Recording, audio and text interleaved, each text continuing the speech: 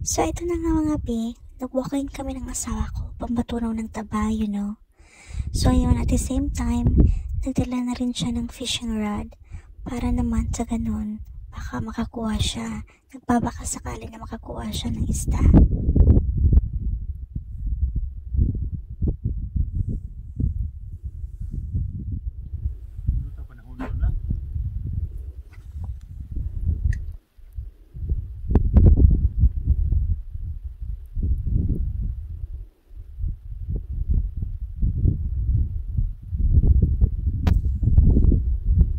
Pero yun na nga mga be, sa kasawiang palad, wala talagang nakuha ang isa yung asawa ko.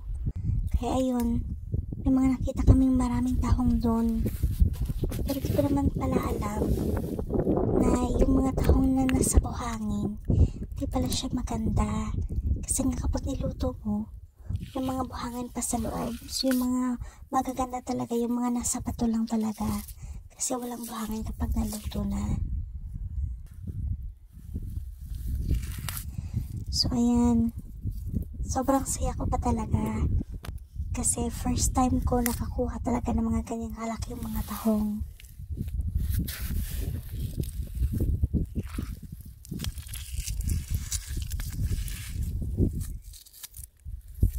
Ang tataba talaga ng mga tahong dito. Kasi wala masyadong nangunguha. O yan, madami na. Madami sana kaso papadilim na kasi gabi na. Summer lang dito kaya ganyan, may araw pa. Pero 8 PM na yan.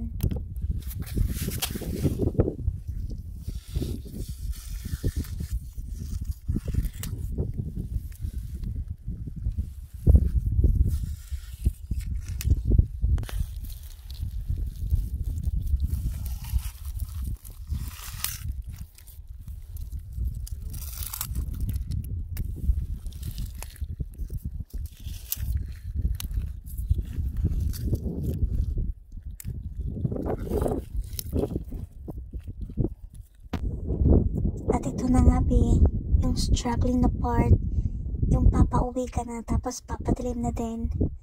Naku, ang hirap. Hingal na hingal ako mga be. Kasi ang hirap umakyat. Ang layo ng nilakad namin. Parang mga 1 hour din na lakad. Tapos pataas pababa pa talaga.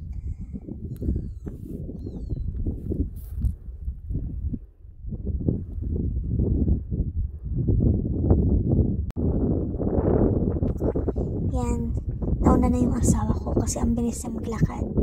Ako ang bagal ko maglakad, tsaka nakakahingal talaga. Kaya pahinto-hinto ako, pa-video-video ng magagandang scenery na nakikita ko.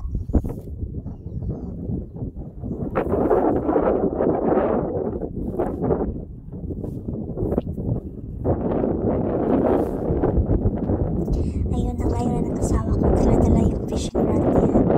O yan, yan, minamadali pa ako. Kainis.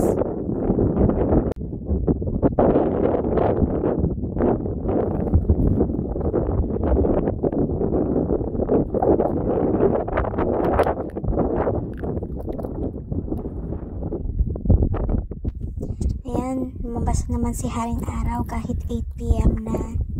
So, yung mga time na yan, mga 8:30 PM na. So, yun, may araw pa rin kasi na summer dito. Kaya yan, mag-video ako kasi hingal na ako. Kailangan kong uminto at magpahinga. Yung asawa ko, ang layo na. Nandun na siya sa kabila. Bababa na siya.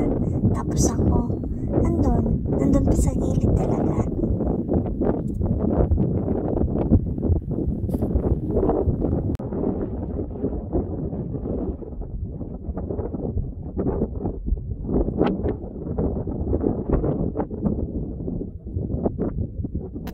O ayan mga be, dito na rin ako, pababa na ako. Diba ang ganda? Ang lawak ng panahon.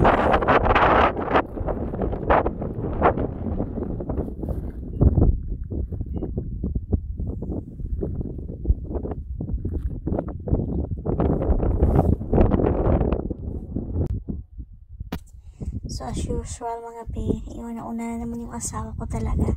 Hindi niya talaga ako hinihintay kasi ang bagal ko talaga. Tsaka ito, gusto ko talagang taking opportunity na kunan ng video yung mga nilalakaran ko kasi ang ganda, lalo na sa personal talaga, ang ganda, ang lawak dito talaga. O yun, ang layo na niya. So ito na nga mga be, nakauwi na kami ng bahay, nilinis ko na yung tahong, ready for cooking.